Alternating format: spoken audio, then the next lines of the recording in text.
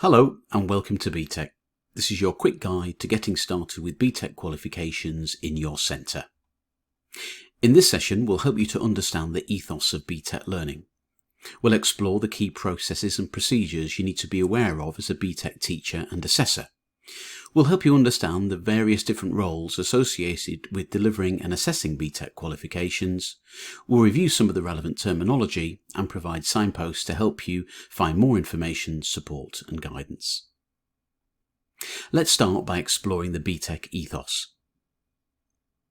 BTECs are high-quality, career-focused qualifications grounded in the real world of work.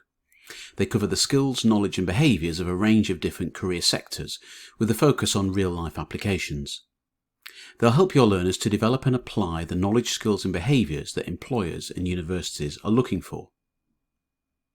BTEC courses are focused on the development of skills-based learning. They're designed around theme units, and so rather than testing everything at the end of the qualification, with BTEC they're tested throughout the course using assessments based on real-life scenarios. BTEC qualifications help your learners to develop key skills such as organisation, working to deadlines, the ability to learn and adapt to be flexible, use of initiative and problem-solving skills, as well as the sector-specific skills and knowledge related to their chosen vocational area. You can find out more information about BTEC for educators and students at our dedicated website BTEC Works, as well as exploring the real impact of BTEC from our BTEC ambassadors, such as architect, TV presenter and campaigner George Clark. Please visit btecworks.com for more information. As you can see on this screen, we work with a range of employer organisations and subject-specific organisations, including the British Esports Association, the Peter Jones Foundation, the CMI, among others. Further details of these associations and links can be found in the relevant subject specifications available from the BTEC website. Okay, here you can see a summary of the different BTEC courses across the different levels of learning. For example, we've got the BTEC Tech Awards designed for students aged 14 to 16 at level 1 and 2, progressing to BTEC Nationals and then BTEC Higher National Certificates and Higher National Diplomas at levels 4 and 5. Please note that the new BTEC Tech Awards, launched for further teaching in September 2022, require a different approach to quality assurance, and you can find out more details of the new Tech Award moderation processes from our website. You can also see that we've got a range of entry-level BTEC qualifications progressing through the pathways to BTEC Level 1 Introductory, BTEC Technicals and through to Foundation Diplomas. We've also got the BTEC Work Skills and the BTEC Specialist Suites, as well as other professional qualifications. So let's now have a look at some of the key roles that are involved with running, delivering and assessing a BTEC qualification in your centre. The head of centre is the person with formal responsibility for BTEC in your centre. Their main responsibility is to ensure that your centre acts in accordance with our conditions of approval, regulations and any other terms and conditions or policies. The quality nominee is our main point of contact for quality assurance in your centre and is responsible for ensuring effective management of all of your BTEC programmes. The exams officer is our point of contact for administration at your centre. The exams officer is responsible for ensuring your learners are registered on time and correctly, and they'll work with other BTEC staff to enter learners for external assessments and claim BTEC certificates. A programme leader or programme manager has overall responsibility for the effective delivery and assessment of BTEC Tech Awards from 2017, BTEC First, Technicals and National Qualifications. For entry to Level 3 qualifications, the programme leader may also act as the lead internal verifier where appropriate. The lead internal verifier acts as a single point of accountability for quality assurance across a subject area. For the 27 BTEC Tech Awards, First, Technicals and National Qualifications, the lead IV also often acts as the programme leader, depending on the size of your department. It is a requirement for centres to identify a lead IV for each BTEC principal subject area being delivered. This role acts as the point of accountability for the quality assurance and standards of these programmes. This means that where possible, the lead IV should be involved in the assessment and delivery of the programme and have a good understanding of the units being assessed. You can allocate as many or as few lead IVs to monitor the different types and levels of qualifications within a PSA. The deadline for registering as a Lead IV can be found on our website in the Quality Assurance Year Planner and is usually around the middle of October each academic year. Internal verifiers are responsible for ensuring assessment decisions are consistent across the programme. Internal verifiers are also usually assessors, but as an internal verifier you cannot internally verify your own assignment briefs or your own assessment decisions. Assessors are responsible for teaching and assessing learners against the learning aims and the assessment criteria from the course specification. And again, please know, an assessor can also act as an internal verifier for their own assignment briefs or assessment decisions. Your centre will also receive the support from a BTEC Standards Verifier. The Standards Verifier, or SV, will help with reviewing internal assessment processes to ensure accurate outcomes for your learners, and they'll work with you to ensure continual improvement, providing and signposting support as required for your BTEC team. The SV will also make contact with the quality nominee and the Lead IV for each BTEC subject to arrange the sampling activity required. Vocational Quality Assurance Managers, or VQAMs, are happy to help with any aspect of vocational quality assurance. They can be contacted through the Pearson portal and through the live chat feature on the Quality Assurance page of our website. And finally, Pearson Subject Advisors are a key part of your BTEC support team if you need any help with teaching our qualifications. Subject Advisor contact details can be found on the individual subject web pages, and again you can contact them through our Pearson portal. Their contact details are also available from each of the BTEC subject pages on our website. Okay, we've used a few acronyms there, so let's have a look at some of the key terminology that's used with BTEC qualifications. The first one, AAB, stands for Approved or Authorised Assignment Briefs. These are assignments which have been created by Pearson and made available through our website. These assignment briefs can be used off the shelf. That means you can download them and contextualize them to your centre. You can also add additional administrative information, such as the issue date and the deadline date for submission, before you distribute these assignments to your learners. Authorised or approved assignment briefs are not mandatory, but they are strongly advised, particularly when first delivering your BTEC qualification. EOL stands for EdXL Online. This is our main administrative platform used by exams officers to make learner registrations. EOL can also be used by lead internal verifiers to download centre standardisation materials for use with their team, for example. As we've already explored, the Lead IV or Lead Internal Verifier's role is to coordinate the internal verification activity for a BTEC qualification. The PAA is the Principal Assessment Associate, and they look after the standards for a particular principal subject area, for example the BTEC in Business or the BTEC in Travel and Tourism. Moving on to the qualification frameworks, these do differ depending on when the qualification was written and approved. So for example, you may see certain BTEC qualifications with NQF, which stands for the National Qualifications Framework. More recently developed and devised BTECs may well be on the RQF or the Regulated Qualifications Framework. Each framework has a slightly different set of conditions and guidelines, so please do ensure that you're using the correct specification and guidance documents for the BTEC which you're delivering. The SSV is the Senior Standards Verifier, and they work closely with the PAA to ensure the accuracy of the standards in each area. And as we've explored, the SV, or Standards Verifier, is the subject specialist appointed by Pearson who will complete standards verification sampling of your BTEC programme.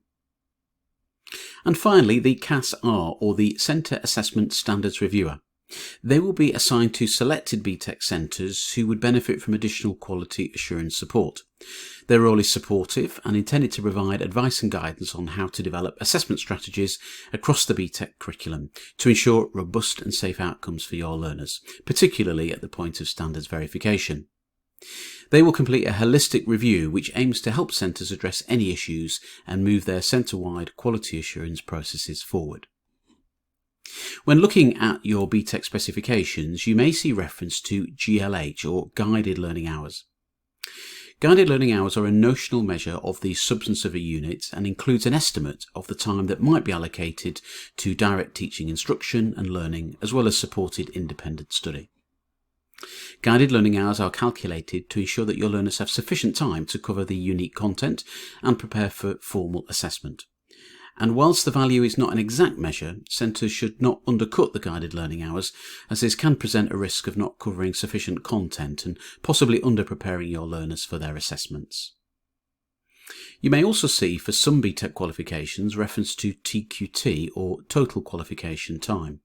And as you can see on screen, this includes all of the time needed to gain the qualification, including the guiding learning hours as well as other study. You may also go through a process of standardisation. This is different to internal verification in that it's a method of comparison that enables assessors to review the consistency and accuracy of their decisions with those of other assessors. For most BTEC qualifications, we produce centre standardisation materials which can be downloaded and completed via our online support for centre assessors, or OSCAR system. Generally, the deadline for completion of these activities is by the middle of October each academic year. You can find confirmation of the specific deadlines for standardisation and registration of lead internal verifiers in our Quality Assurance Year Planner, and again this is available from our website.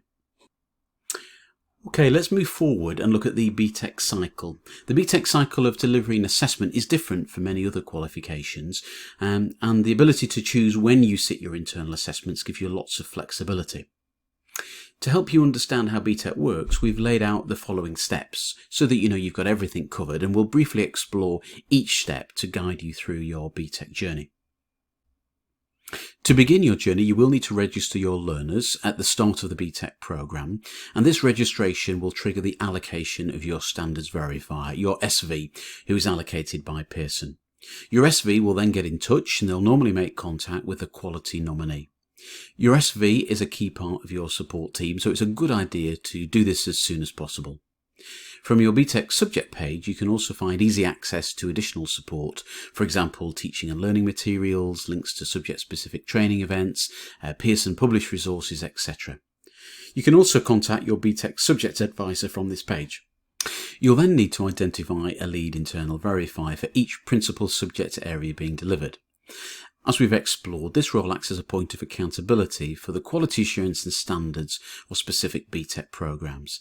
And that means where possible, the lead IV should be involved in the assessment and delivery of the program and have a good understanding of the units being assessed. The lead IV will work with the assessors and internal verifiers to agree an assessment and verification plan for all cohorts from the start of the program. And as we've already explored, they will also train and standardise the assessor and internal verifier team using the Pearson provided materials, and that will ensure that they understand national standards. An assessment plan is a key planning tool to help you consider all of the different requirements when managing and delivering your BTEC programme.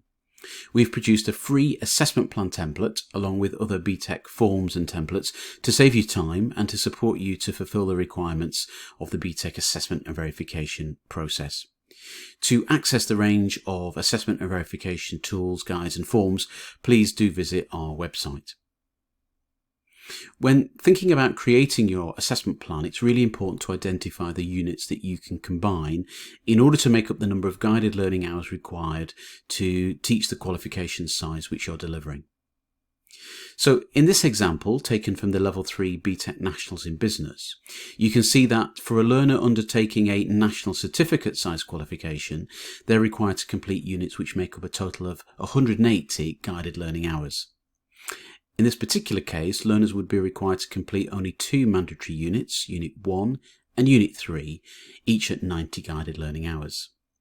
Therefore, the assessment plan would identify the order or sequence that these 2 units would be delivered in, and when the assessments for each of the units would be issued and assessed.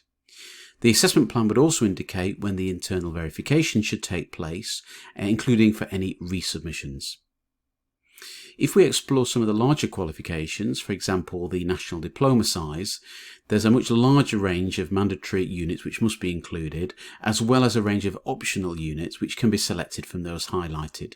And together that would make up the required number of guided learning hours. And for the diploma, in this example, this is 720 hours. The assessment plan would then need to consider which of these units would be delivered throughout the duration of the course, the sequence and order, and again, if delivered over 2 years, which units would be delivered in each year. Having considered all of those rules of combination, it's then important to complete the assessment plan.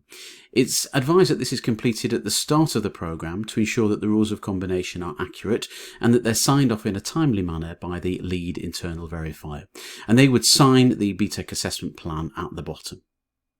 You can see here an example of our template, and again you can download this from our website, and the address is on screen. Here you can see that when the correct number of units and the rules of combination have been agreed and the sequence is decided, you can then identify when to internally verify the assignment briefs, when they'll be issued and handed out to your learners following the period of teaching and learning. You will then consider and add the deadline and submission dates and when they're going to be internally verified. And then in the right-hand columns, you can also include the names of the assessor and the internal verifier. Just another reminder here that the assessor cannot internally verify their own assignment briefs or assessment decisions, so you would expect two different names to be in these last two columns.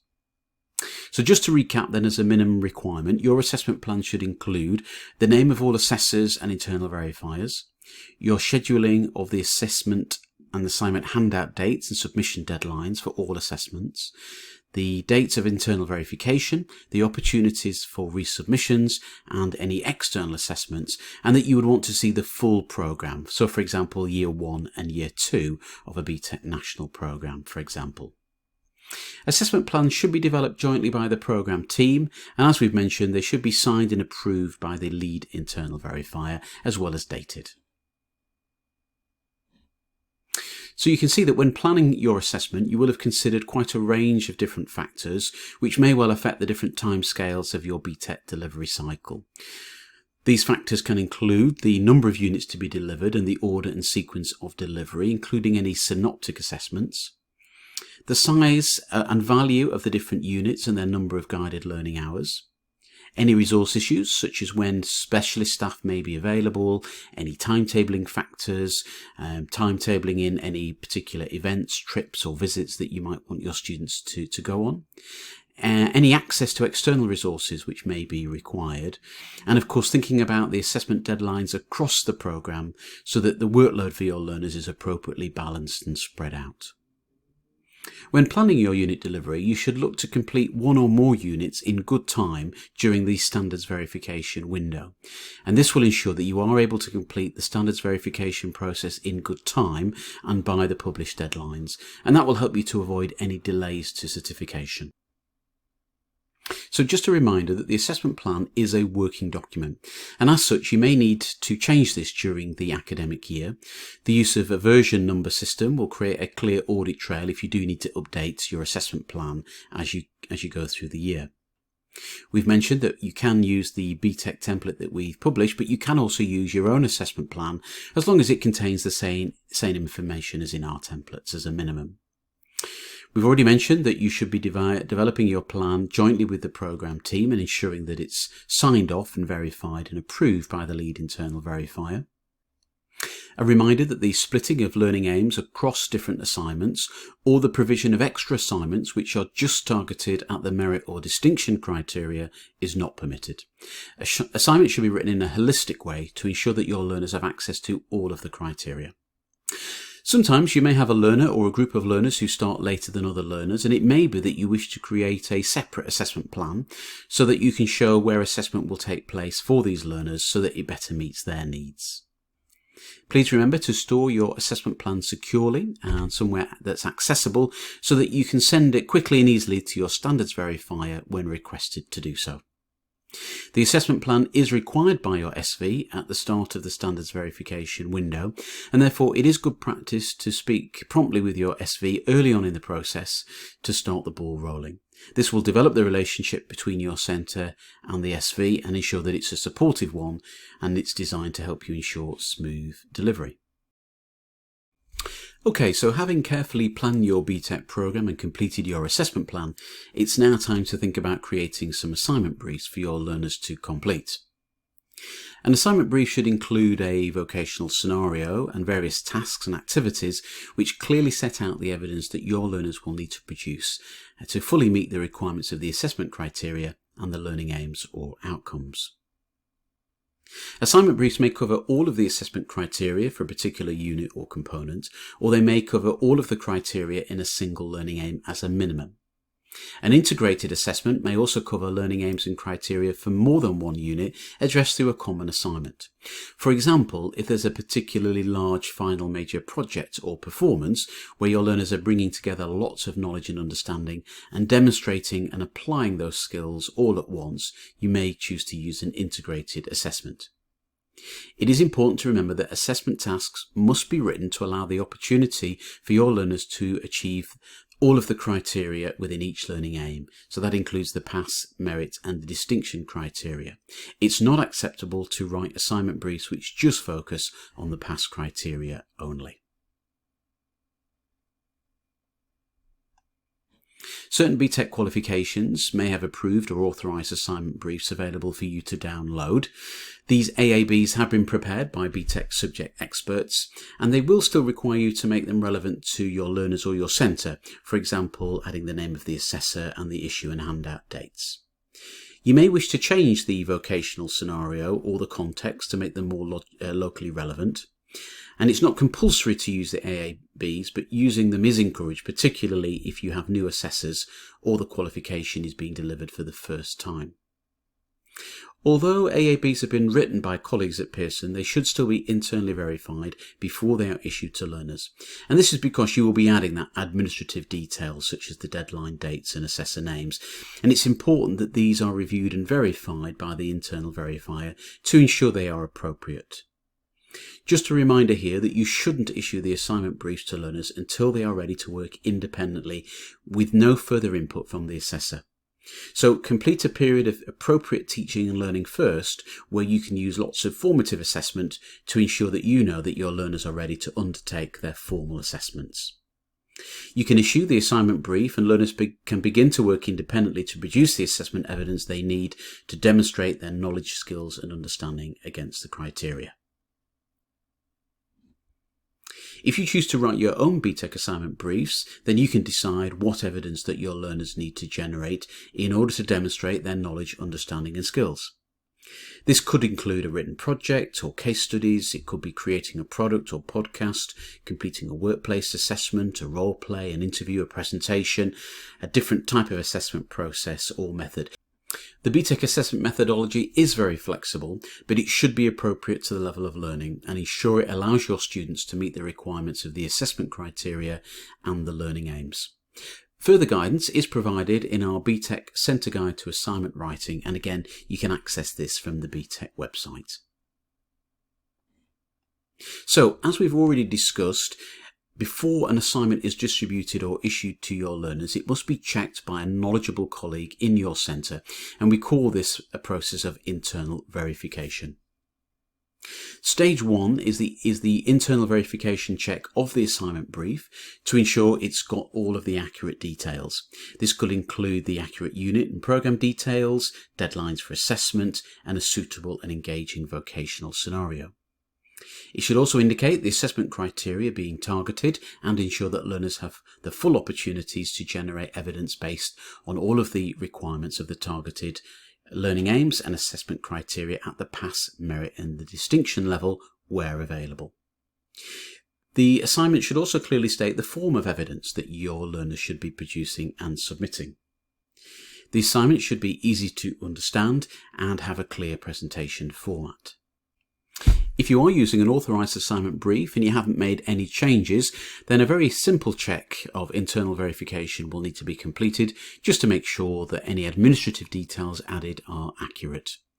If you're using the AAB but you've made some more significant changes, so perhaps you've changed the scenario, you've changed the type of evidence and you've maybe changed some of the wording in the task, then your internal verifier should take a more comprehensive check to ensure that the assignment brief still remains fit for purpose. Whichever approach you decide to take, the assignment brief should be internally verified before it's issued to learners. We have an appropriate template that you can use for this process, and you can access this from the BTEC website and you can use the address on screen. You can choose to use your own internal verification record, but do make sure it includes all of the relevant information that we require. And don't forget, we do have our free assignment checking service to help you ensure that your assignments allow your learners to demonstrate all of the appropriate evidence across the required criteria. When you submit your assignments to the assignment checking service, a standards verifier will assess your assignment briefs and let you know whether they're fit for purpose and if they can be issued to learners when they're ready.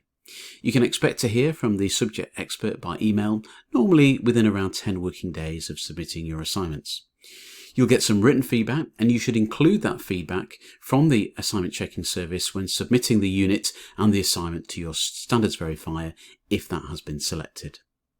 To access the assignment checking service, please use the Pearson support portal, again accessed from our website. You will need your Edexcel username and password in order to be able to upload and submit your assignments.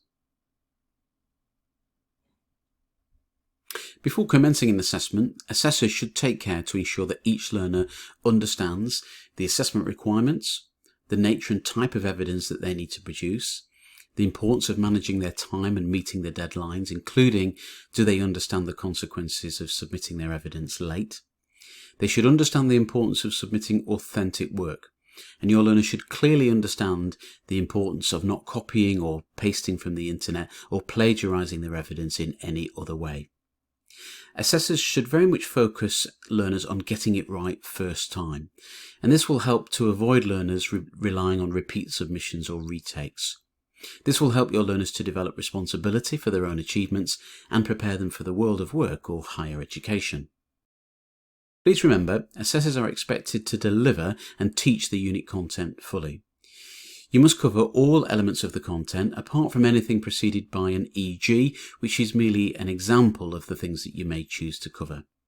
However, it is not a requirement that all of the assessment content listed in the specification is assessed, unless that is specifically directed by the assessment criteria and the associated assessment guidance, and you can find that in the unit specification. A learner is not required to provide evidence for all of the unit content, but is required to provide sufficient evidence to address the assessment and grading criteria to successfully achieve the unit. Please remember that only one submission is allowed for each assignment, and learners must sign and date a declaration of authenticity with each of their assessments, as this confirms that they have produced the evidence themselves. Electronic signatures are permitted on all assessment documentation if there is an audit trail to support its authenticity. The easiest way to do this is to ensure that signatures are electronic and take the format of a centre-issued email address for both the learner and the lead IV. Please note that a change in font style is not considered to be an electronic signature. Extensions can be granted for genuine reasons, and centres should follow their policy in this regard. Learners should not be penalised purely for submitting work late unless it's a particular requirement in the merit or distinction assessment criteria or found in the associated assessment guidance. If it is, then of course it should be then applied. Once you have run a formal assessment session, it's now time to mark or assess the learner's work. When assessing your learner's evidence, we've created an assessment record template sheet which you may wish to use and is available to help you. You can see here in this example how you would import the administrative details such as the title of the program, the assignment, and the unit or component number. You'll also include the deadline date and the date submitted, and this will help to identify if your learners' submissions are late. The criteria targeted will be listed down the left-hand column, and then in the second column whether the criteria was achieved or not. The assessor would then enter relevant assessment comments on each line next to each criterion to clearly confirm if the criteria were achieved and why, or if the criterion wasn't achieved, and again the reasons why. We've also created a general comments box on the form for you to include any general guidance which is not related to specific assessment criteria but provides more general teaching and learning feedback. This may include, for example, the learner's presentation style, their layout, their use of information sources, and the quality of their spelling, grammar and punctuation, for example. Once you have done this, it's important that your centre has a plan for promptly internally verifying your assessment decisions. It may be that your learners achieve at different levels across a single unit. Looking at the example on screen, you can see that the the unit has been broken down into two assignments, one covering learning aim A and another covering learning aims B and C. In this example, the learner has achieved the pass criteria for learning aim A and the pass merit and distinction criteria for learning aims B and C. In this case, the learner would be awarded a pass only for the overall unit, as there is no averaging out. So it's worth providing a quick reminder here that to achieve a pass for the unit, they must achieve all of the pass criteria. To achieve a merit, the learner must achieve all of the pass and all of the merit criteria, and to achieve a distinction, learners must achieve all of the pass, all of the merit, and all of the distinction criteria for the unit. Please remember that the assessment criteria are not tasks in themselves, but a means of judging the standard of assessment evidence generated by the learner. It should also be noted that some of our lower level BTEC qualifications, for example BTEC Entry Level 1 and Entry Level 2, do not have differentiated grades. Okay, so now in our BTEC cycle, your learners have produced and submitted their evidence, it's been assessed by the assessor, and the outcomes have been recorded on the relevant assessment record form. It's now time to internally verify a selection of those assessment decisions to ensure that those decisions are valid, reliable, and accurate. There is no prescribed sample size, but the sample should be based on risk. For example, the verifier should consider the full range of assessment decisions made. If learners have achieved at pass, merit and distinction level, for example, then the internal verifier should sample at each of those levels. The experience of the assessor should also be taken into consideration when choosing how many pieces of learner work to sample.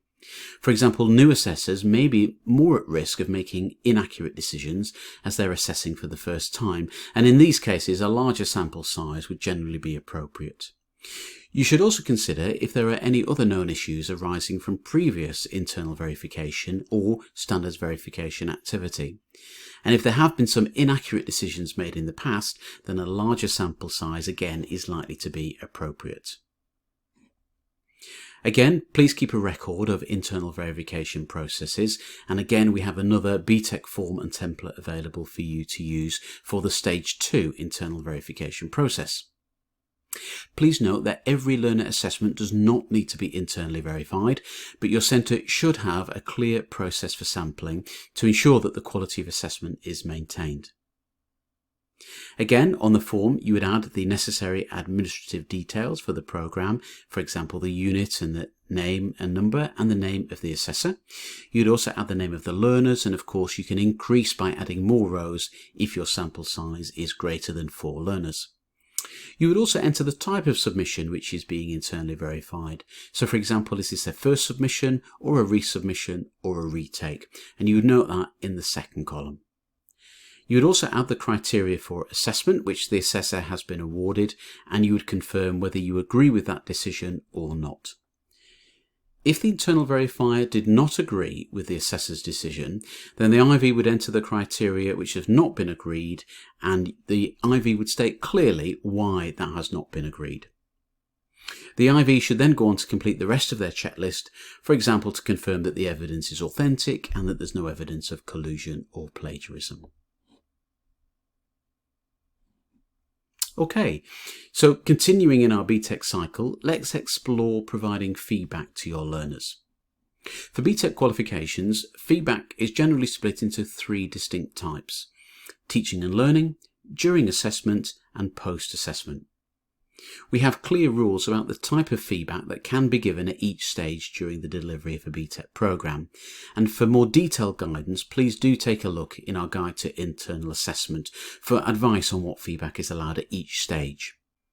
Once your learners are working on their assignments that they're going to submit for formal summative assessment, they should be working independently to produce and prepare that evidence so that it reflects their level of knowledge, understanding and skills. Therefore, it is not appropriate for BTEC teachers and assessors to coach learners to produce their evidence or to give them specific list of actions that will help them to achieve their higher grades. It is good practice to make annotations on learner work during feedback, and this helps learners, assessors, internal verifiers and standards verifiers identify where evidence towards specific assessment criteria can be found. Please note though that annotations must purely highlight where learner evidence contributes to the achievement of a specific assessment criteria. The annotations themselves do not constitute confirmation of achievement of specific criteria. They are merely indicators to where the evidence can be found. Authorising resubmissions. There are clear guidelines as to when the lead internal verifier can offer a learner the opportunity to resubmit their evidence, and these guidelines are detailed in the BTEC Centre Guide to Internal Assessment. Following the assessment of the first submission, it may be appropriate to issue learners with a resubmission opportunity. That is, an opportunity to resubmit their original submission evidence within 15 learner working days. That shouldn't go over a holiday and should be in the same academic year of the learner receiving their assessment decision.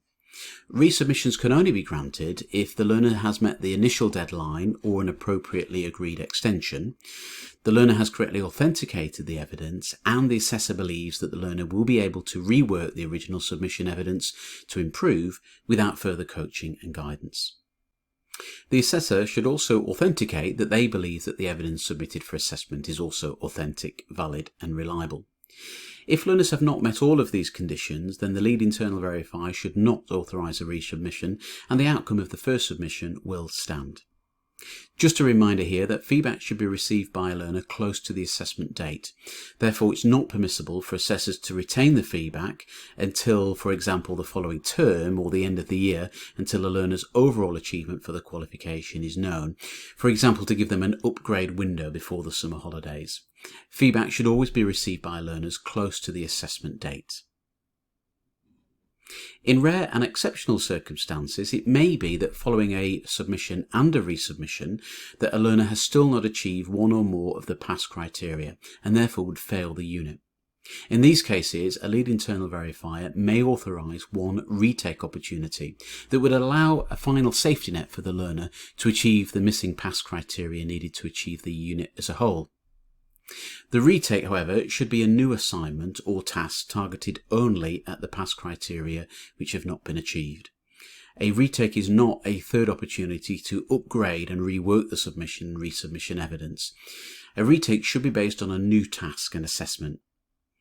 As this is not a resubmission, there's no requirement for the new assignment to be completed within the 15 learner working day deadline.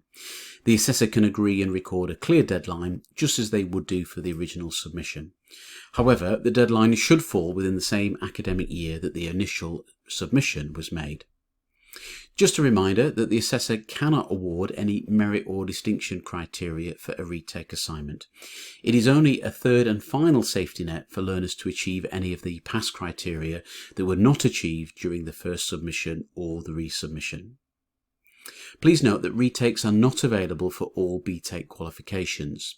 For example, with the BTEC 2012 firsts, these qualifications have level 1 fallback, and where learners do not meet the requirements for a level 2 pass, they may achieve criteria at level 1.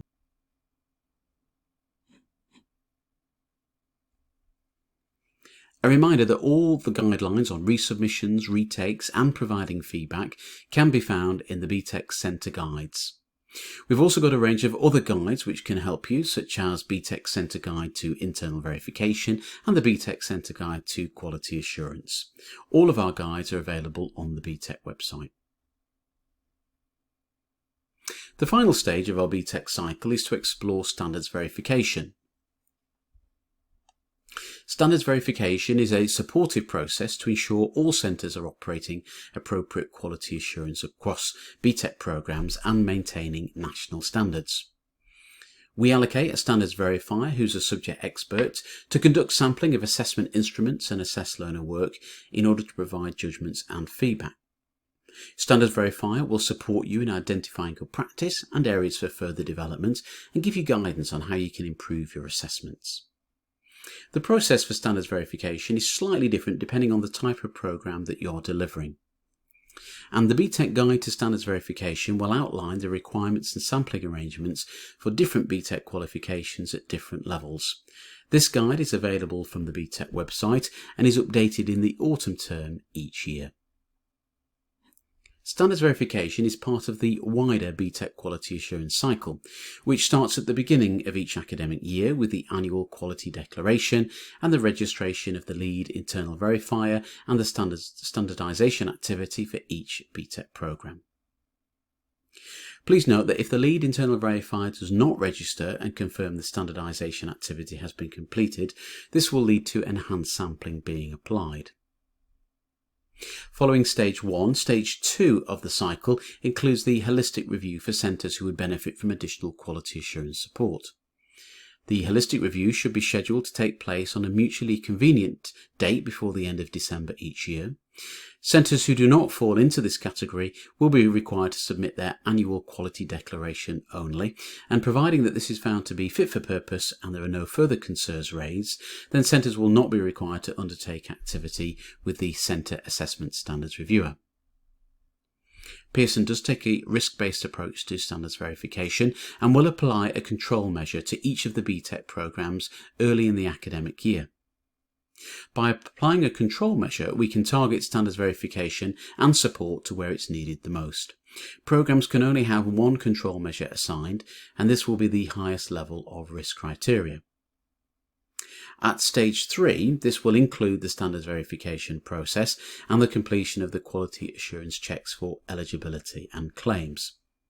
Further details of the quality assurance checks can be found in the BTEC Centre Guide to Quality Assurance available from our website. Please note that SV sample sizes do vary depending on a variety of factors, including the control measure. Each BTEC programme will be allocated either a standard or enhanced control measure, which will determine the number of units to be verified. When sending work to your standards verifier, please do not send original work, as it's usually not returned to you. We strongly recommend for you to submit your work for standards verification using our Learner Work Transfer Platform, or LWT. You can also use your own file share platform, and your standards verifier will provide more information. If your program is administered using MyBTEC, then your standards verifier can also access the assessment plan through this platform, and there is no need for centres to send a copy to your standards verifier directly. Your SV will produce a report within 10 working days of reviewing the evidence, and once the report has been submitted, quality nominees will receive an automated email to let them know that the report is available to view via edXL online.